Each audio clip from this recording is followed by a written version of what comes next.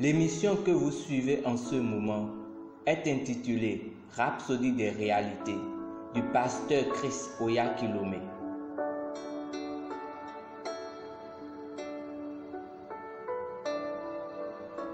Notre thème s'intitule L'audace au jour de la crise.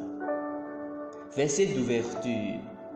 C'est en cela que notre amour est parfait, afin que nous ayons de l'audace au jour du jugement. Car, comme lui, nous sommes dans ce monde. 1 Jean chapitre 4, verset 17. Il y a quelques années, un certain frère chrétien a été kidnappé par une secte. Lorsqu'ils sont arrivés au sanctuaire des ravisseurs, il a vu les crânes de plusieurs personnes qui avaient été décapitées.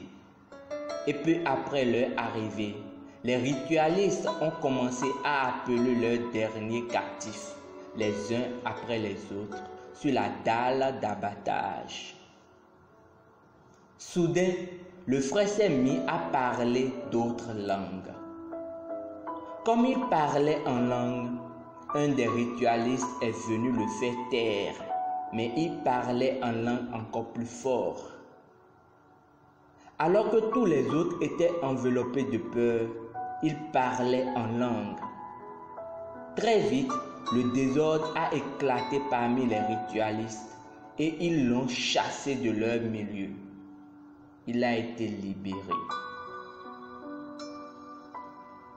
L'expérience de ce frère révèle ce qui se passe quand on est rempli de l'esprit.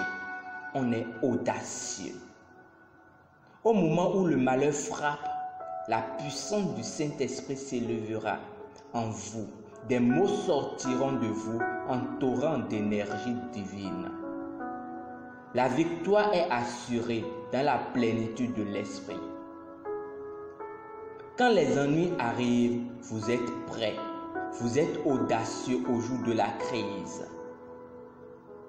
Le mot jugement vient du mot crisis, grec, dérivé plutôt du mot anglais crisis. Il dépeint une période de difficulté ou de danger intense. Il y a eu des fois où l'on a dit qu'un chrétien voyageait dans un bus et il y a eu un terrible accident et tout le monde était mort.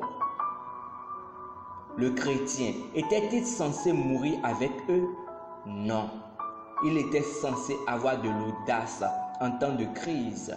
Il aurait pu déclarer en ce moment-là, au nom de Jésus-Christ, je suis préservé. Je ne meurs pas. Il n'a peut-être pas besoin de dire quoi que ce soit parce qu'il avait déjà prié avant de monter dans le bus. La Bible ne dit pas que nous puissions crier au jour de la crise. Non, elle dit que nous pouvons avoir de l'audace au jour de la crise. Avec cette audace de l'esprit, vous vaincrez, quelles que soient les circonstances ou la crise. Alléluia.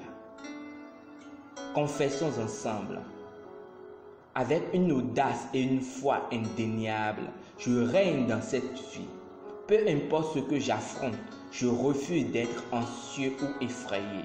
Je déclare la paix et le calme face aux circonstances. Je suis audacieux et confiant pour affronter la vie et gagner. Parce que plus grand est celui qui est en moi que celui qui est dans le monde. Alléluia. Étude supplémentaire. 1 Jean chapitre 4, verset 17 à 18. Proverbe 24, verset 10. Proverbe 28, verset 1. Plan de lecture de la Bible sur un an. Matthieu chapitre 9, verset 18 à 38. Genèse 29 et 30. Plan de lecture biblique sur 2 ans. Matthieu chapitre 5, verset 31 à 40.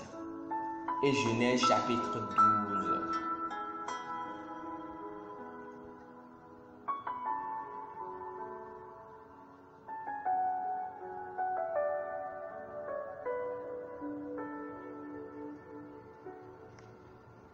Si ces paroles vous ont touché et que vous aimeriez faire du Seigneur Jésus-Christ votre seul Seigneur et Sauveur personnel, répétez avec moi ces paroles. Ô Seigneur Dieu, je crois de tout mon cœur en Jésus-Christ, Fils du Dieu vivant. Je crois qu'il est mort pour moi et que Dieu l'a ressuscité d'entre les morts. Je crois qu'il est vivant aujourd'hui. Je confesse de ma bouche que Jésus-Christ est le Seigneur de ma vie à partir de ce jour. Par lui et en son nom, j'ai la vie éternelle. Je suis né de nouveau. Merci Seigneur d'avoir sauvé mon âme. Je suis maintenant un enfant de Dieu. Alléluia. Félicitations. Vous êtes maintenant un enfant de Dieu. Pour recevoir plus d'informations sur la façon dont vous pouvez grandir en tant que chrétien, veuillez nous contacter par l'un des numéros ci-dessous dans la description. Merci pour votre attention. Que Dieu vous bénisse. À la lecture, Landry Guénon.